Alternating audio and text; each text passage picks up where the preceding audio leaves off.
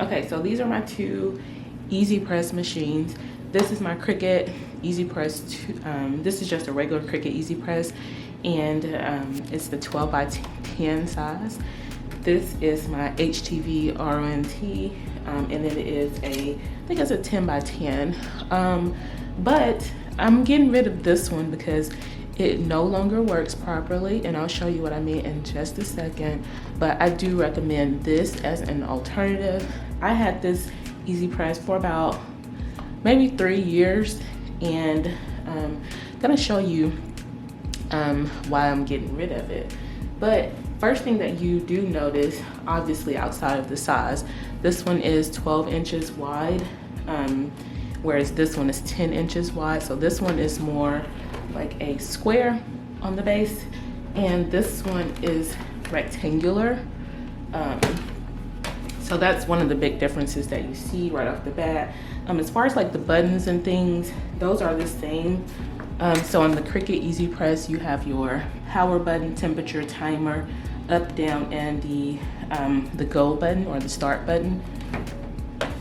On the HTVRONT EasyPress, you have your power button, temperature, time, up, down, and then also the go button. Okay, so very much the same thing across both of these. So you have 6 buttons and you have 6 buttons.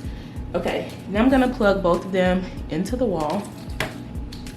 And before I do that, one other thing that you notice is the cord size. So this cord right here is one of those regular 2-prong cords, whereas this one for the Cricut EasyPress, it's one of those thicker, heavy-duty cords, and it has 3 prongs on it, if you can see. So this says that it's 120 of voltage, not recommended for use outside of the US. And this one is also 120 voltage, and this is the HTVRONT EasyPress, and it's also not recommended for use outside of North America. This one's at North America too, not US, so not recommended for use outside of North America. So both of these are 120 voltage, which means that they put out some pretty good power, but one big difference is the cord size and the prongs on each cord. Okay, so now I'm gonna plug each one in and you will see what happens. Okay, so right off the bat, my HTVRONT has come on. Just gonna turn it on. I'm actually gonna take the temperature down because I don't want it to get too hot while I'm talking, so I'm just gonna take the temperature down. Let's see how low it can go. So the lowest it can go is to 210 degrees. One big difference is that you can see the pounds or the weight. So this machine by itself is 6 pounds, but as you press your object, it'll show you how much pressure you're putting on your object. So I'm just gonna press down, and that number is changing for the pressure. Typically when I'm pressing, I usually put around 50, 60, 70 pounds worth of pressure onto my garment. If it's not in motion, it just shows 6 pounds. So even if you're pressing on it, it's not gonna show any extra weight. But once you press the go button and you press down on it, you can see that weight fluctuating. Okay, so I'm just gonna turn this one off. The light does blink even when it's off, and I guess that's just to let you know that it's still plugged in. So always make sure you unplug it from the wall when you're not using it. Now over to my Cricut EasyPress 2. I'm gonna press the start button or the power button, and as you can see, nothing is happening. And the ultimate reason why I'm getting rid of this machine is because there is a short in the cord.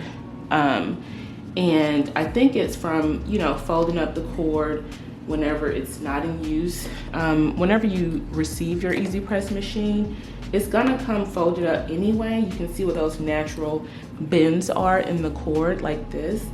But ultimately, I think that a short got in the cord because of the bending of the cord. Now, if you intend on leaving this just sitting on a desk or a table that you use for crafting, you may not have this issue, but one of the reasons why I bought this machine was so that I can move it out of the way when it's not in use. You know, I can put it in my craft closet or wherever when it's not in use. And I would sometimes even travel with this as well. So I would put it in that bag that it came with, and I'll see if I can find that bag. But it's basically the little cotton bag that was one of the first projects that I made with this machine, and it just has the Cricut logo on it. But so what I'm gonna do is I'm gonna hold this cord on the back end, and I'm gonna hit the power button. As you can see, the machine has now come on, and I'm gonna zoom in for you. The machine has now come on. And honestly, this was the only way that I could even use this machine, is if I'm holding on this back cord right here and pressing at the same time. And as you can imagine, that gets very tiresome, you know, especially if I'm creating a good number of heat transfer projects and I'm using this Cricut EasyPress. I was like, you know what? I'm tired of this. So watch what happens whenever I let the cord loose. Okay, it goes back off. So if I were to hold the cord again, press the power button, it's back on. Now, some of you may say that there's a way to fix this and all of that. I don't think it's worth the investment. Initially, when I bought this machine, I think I paid about $100 and something, and that was using, I think I had a coupon or a gift card, I'm sorry. I had a gift card to help pay for this. So it was definitely a lot more expensive than what this machine right here was. I paid about $80 for this machine right here, which is a very decent price in my opinion. And then HTVRONT, they're always running sales on their website, things like that. So definitely recommend this if you want this type of easy press where you kind of use your body weight to press down on the objects. Now, I will say that here recently I made about 50 shirts for a friend, and I did not like using this machine even. So definitely recommend that if you're making projects for larger groups, that you do consider a larger heat press machine. I do have one, but I don't have it with me. I have some friends that have a basketball team, and I let them use it to make basketball shirts and things like that.